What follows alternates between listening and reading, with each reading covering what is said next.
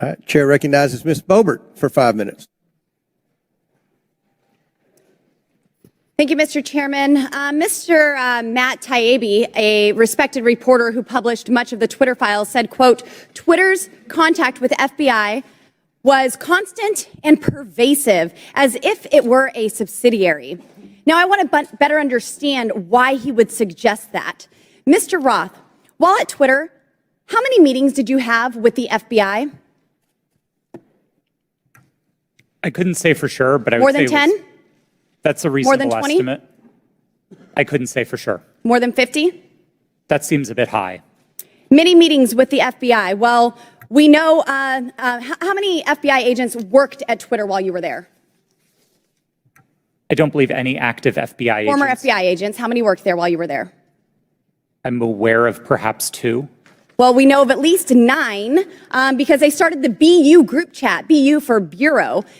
Now, Mr. Roth, did the FBI ever ask you to share information like users' communication data without going through proper legal channels? No, they did not, and I would have refused if they had. That's correct. I see that you denied Agent Chan's request for access to Twitter's data feed. What's sick isn't that you would deny it. It's that the FBI would even ask you for the private data of American citizens without going through legal channels of the law. Now, I want to remind you, Mr. Roth, that you are under oath. Did the FBI ever ask you to do anything that was illegal or questionably legal? I'm not a lawyer, but certainly not to the best of my recollection or knowledge. Now, from the hearing that I've been a part of today, it's almost impossible to tell where the FBI ends and where Twitter begins. We have Mr. Baker here, a former FBI agent, and there seems to be a revolving door between the FBI and Twitter itself. Even Mr. Baker said that there was no collusion with the federal government and Twitter. But Mr. Baker, that's you. You are the collusion between the federal government and the FBI. And now this is such a problem because we're seeing censorship all over. Mr. Roth, Ms. Gaddy, did either of you approve the shadow banning of my account at Lauren Boebert? Yes or no? No, I did not. Not to the best of my recollection. Well, let me refresh your memory because on March 12th, 2021, and Mr. Roth, I know you looked at it because Fascist Twitter 1.0 had a public interest exceptions policy, which means for members of Congress to be shadow banned, it had to go before you, Mr. Roth. So I'll ask again, did you shadow ban my account? Yes or no? Again, not to the best of my recollection. So the answer is, Mr. Roth, yes, you did. I found out last night from Twitter staff that you suppressed my account for this tweet. It's a freaking joke about Hillary Clinton being angry that she couldn't rig her election. It's a joke. But in response, being the sinister overlords that you all are, you placed a 90-day account filter so I could not be found.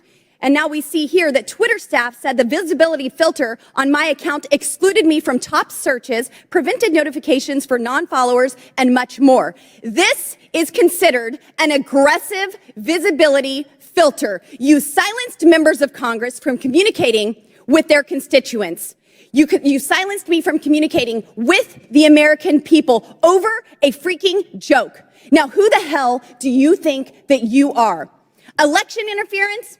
Yeah, I would say that was taking place because of you four sitting here. The Hunter Biden laptop story was suppressed. A sitting member of Congress was suppressed. A sitting president was banned from Twitter. You know, I bet that Putin is sitting in the Kremlin wishing he had as much election interference as you four here today. We've heard about threats to democracy. Well, what about shutting down a duly elected member of Congress? This is fundamental to our nation's governance, and you all attacked that very foundation. 230 protections? Well, those are for publishers, not for editors. And it's clear you were not acting as publishers, you were acting as editors. And Mr. Chairman, I think it's far past time that we remove 230 protections for big tech platforms who are abusing this protection. And let me just say, I'm not angry for myself. I'm not angry because I was silenced. I can reach out to Elon and to his staff, and I can see what's happened. And I can sit here today and hold you all in account. I am angry for the millions of Americans who were silenced because of your decisions, because of your actions, because of your collusion with the federal government. They can't reach out to Elon. They can't sit here today and hold you into account. We don't know where the FBI ends and Twitter begins. But I do want to thank Mr. Elon Chairman, we're Musk over for 17 firing seconds now. you for and saving free speech and even Twitter. Mr. Chairman, I yield. The lady yields, went over 24 seconds. I'll give Ms. Porter 24 extra seconds. Well, I appreciate your indulgence, Chairman